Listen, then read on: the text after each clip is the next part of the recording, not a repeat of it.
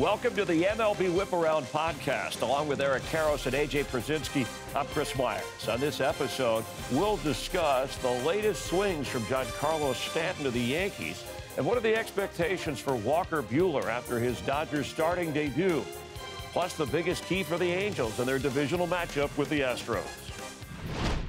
Keys for the Angels in this series: Ohtani not in the lineup because he's scheduled to pitch tomorrow. Astros come in hot.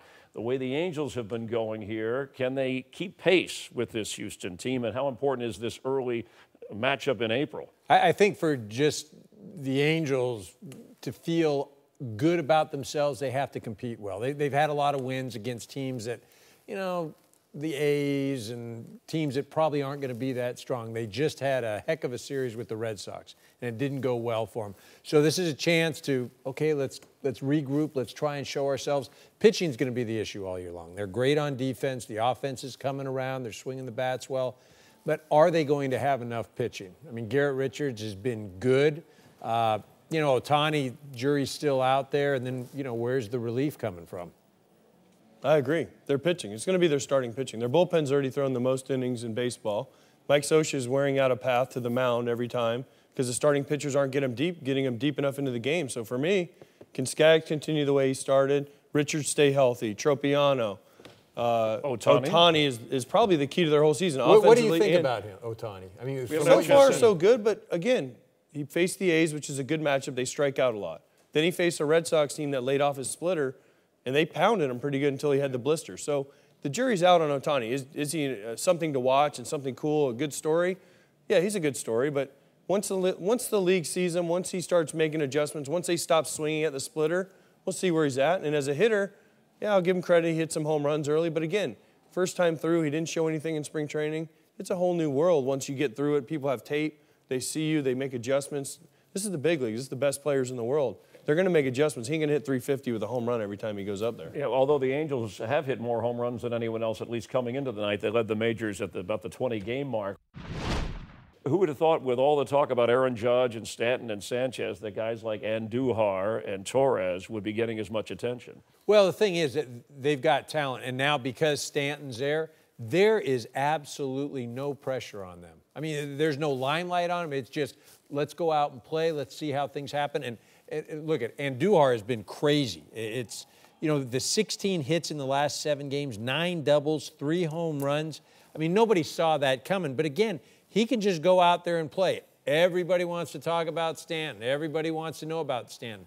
You know, also, as AJ said, DG, is that how it was? Digi. Because you couldn't see. Didi, I mean, that's another one. He slips between those two, he's going off. He is raking. Raking is, I mean, he's crazy right now. He loves hitting in between those guys or after those guys. Wherever they put him, he comes up every time a guy's on base. And Andujar, I have a hard time not saying Andujar. I know, we're all used to that. But he raked in spring training. This kid killed it in spring training. And they were talking about him possibly making the team out of spring because of the way he swung the bat. And now he's come up because of injuries, because they had a need. And he just took off again and quietly hitting in the bottom of the order. Boom, boom, boom, boom. Overlook him. They're going to stop that, though, soon. And he touched on it. It has to be encouraging after going 5 for 50 at Yankee Stadium for Stanton. He gets a 4-hit game, including a homer. I mean, but what was the hit? Well, we talked about this when we were watching the game. The hit that got him going was a little chink shot off the end of the bat that just squibbles through. I mean, that's what gets guys going. It's not the home run. It's sometimes you just hit a little blooper.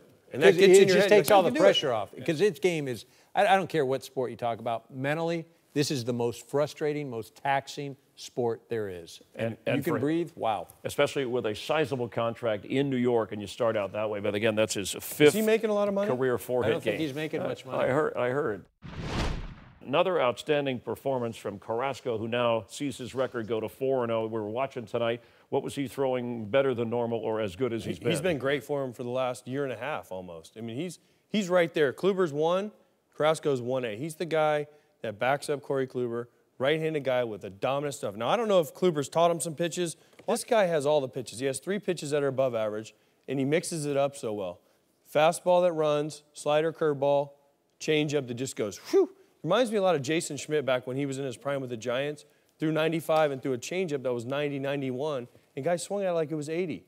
And then he throws the slider to righties to calm them down. So this guy's the total package. And if this guy isn't if he stays healthy, he'll be right there in the Cy Young Award at the end of the year for me. Yeah, I mean, the only thing he needs to do is just become more experienced and pitch a little better because he's got the arsenal. But, you know, the ERAs the last couple of years, they're 3.3, 3.2, 3.4, which excellent, but it's still, it's not, it can be better. With his stuff, it can be better. Last year, I think he won 18 games, and he threw about 200 innings, and everybody, as good as he's been, everybody still looks at him and says, but you can be better. Because there are guys, we talk about it, that have ridiculous stuff. And you sit there and you wonder, how does this guy ever get hit? Yeah. And it's because there's an inconsistency. There's a mistake here, a mistake there, or something that just, you know, keeps him from getting to that level. And with Kluber, we talk about a tough rotation. I know you believe that Houston probably, right, best rotation, but the Indians would be in that top 3 or 4. Yeah, I mean, I think you talk about the Indians and Boston, but Houston for me it's a no-brainer, Well, right? You have 4 guys that possibly could win the Cy Young. In Houston. Verlander, Keuchel have already won them. Morton, the way he's pitched. Garrett Cole, the way he's pitched to start the year. And heck, oh yeah, by the way, Lance McCullers is your 5th guy. There's nobody even close to that. I mean, I know Price, Sale, those guys in Boston, Porcello, but I mean, Cleveland with Kluber and Carrasco and Tomlin and the other guys that are there. Salazar, if he can ever get healthy. But the thing I would look at to differentiate those staffs, if I'm a player and I'm looking who we playing this weekend, who we facing, there are spots where Boston and Cleveland, you go, okay, I get Tomlin, and no disrespect to him, but that's not where I'm Houston. Like, there's no fun at bat. Yeah, there's nothing fun there. Plus, their offense is outstanding, although tough loss for Houston tonight to the Angels. Buehler getting handshakes in the dugout. He had 5 strikeouts, walked 3, some 89 pitches. That's a professional high for him. Number of pitches, his first start, and somebody you've been keeping an eye on closely in the Dodger organization. Yeah, with him in spring training this year and had an opportunity to watch him pitch. Kid's got electric stuff. You know, he's not a real big guy, but he is just, it's fast twitch, throwing 95 to 98, curveball and changeup are coming along. Needs to be a bit more pitch efficient. That'll come. The kid probably, his best attribute is he competes. I mean, he will just continue to battle. And, you know, sometimes you have the guys that throw close to 100 and they just get by with that stuff. Then you have the other guys that don't have the great stuff, but they will not let up. He's both. And he is going to be a star for this organization. Yeah, so when you're the catcher, the experience behind the plate, and you get a guy like that out there for the first time, AJ, how do you work with him? We try to treat it the same. Most of the time, Grandal, you know, Osmani Grandal, the catcher, I'm sure caught him in spring training. Maybe Eric caught him in spring training as much as he knows about him. But I didn't catch him. You didn't? No. I would love to have seen that. But you just take it like it's a regular game, like a regular spring training game or whatever it takes. You got to get him through the first inning. You see, you got the bases loaded in the first inning. They got him through. And after that, he cruised. Why? The nerves, the adrenaline, everything. You say, oh, you don't get nervous. Oh, you get nervous. Your first big league game. Every big league game, you get a little bit nervous. So he got him through it. Then he settled down, gave him 5 solid innings. What is getting him through it? Like, what do you do to get him through it? You use your 6 mound visits if you have to. And you are limited. But you go out there and you try to make it as normal as possible. You try to make him as comfortable as possible. You pat him on the back, say, hey, you know, it's okay, Walker. You know, we'll get through this. Whatever it takes to get him through the first inning, get him to calm down, get the nerves, get the heart rate to slow to normal. And they did that, and he cruised for 5 innings. It worked well against the Marlins. The tentative plan, give him a couple of starts. It was the Marlins. So nothing against the Marlins, but it was the Marlins. I think the Dodgers might have had that part of the plan. Derek Jeter, don't get into that with him. The Marlins are not tanking, okay? And if you need a definition, we'll Google it. So if you missed it from yesterday, Giants-Angels in the first inning. Jaime Barria, a pitcher for the Angels, 21 pitches against 1 batter, that being Brandon Belt, a major league record for as far back as they keep these. And you're going to see all of these pitches. It lasted almost 13 minutes. And Eric, I guess you can win the battle but lose the war if you're the pitcher, because eventually he gets him out, but he wore down the pitcher in the first inning. Well, it's a great at-bat, obviously. It goes without saying. And even if you're up at the plate and you don't get a hit, you've done your job. I mean, you've absolutely decimated this guy's pitch count, especially, you know, you're talking about the first inning. And as a hitter, you're just up there fouling pitches off, and you're hoping that he leaves one over the plate, and then you can get a hold of one.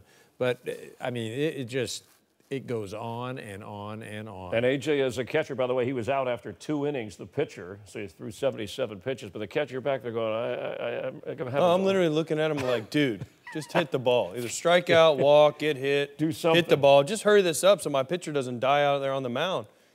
EK said it best, man. This at-bat kills your pitcher, physically and mentally, because he just doesn't know what to do. Yeah, Brandon Belt gets out, but at the end of that at-bat, man, his whole teammate's like, way to go, great at-bat, of course. But the pitcher on the other team's going, well, I'm exhausted. I threw 21 pitches to one guy. The catcher's exhausted. The fielders are exhausted. The game was pretty much over then because you knew the Angels were going to have to go in the bullpen early. And wow. That's when, as a catcher, you got to just set up right down the middle, put down one, and say, fastball's coming.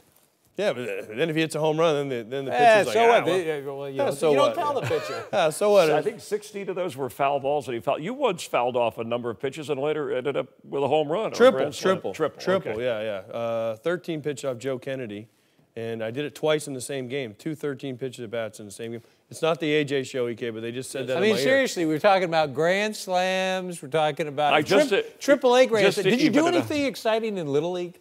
Just that I remember. It's too long ago. Even it out. You did have 2 homers one time in 1 inning, but they weren't Grand Slam homers, going back to the Fernando days. But that was in real baseball. That was in the big leagues. Real base. Right? AAA is not real baseball. Sorry. Saturday on FS1, Aaron Judge and the Yankees go west to take on Mike Trout, Ohtani and the Angels. Both teams, the Angels and Yankees, winning tonight. Coverage begins 8 Eastern on FS1, also streaming live on Fox Sports Go. With the guys for our final pitch, what's on your mind? Giancarlo Stanton, a big night tonight in New York. And it all gets started just with that little squibber through the shift, and then bam! This thing is not a little squibber. 4 for 4 tonight. He's going to sleep. He's going to feel good. Look at the MVP, all the talent in the world, just needs a little bit of success. And how about for you?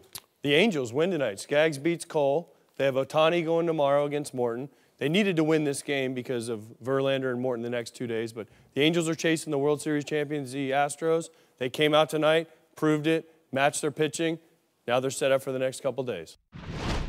And that'll do it for this episode. Don't forget to subscribe and make sure to catch MLB Whiparound weeknights at 11 Eastern, 8 Pacific, only on FS1. And we thank you for listening.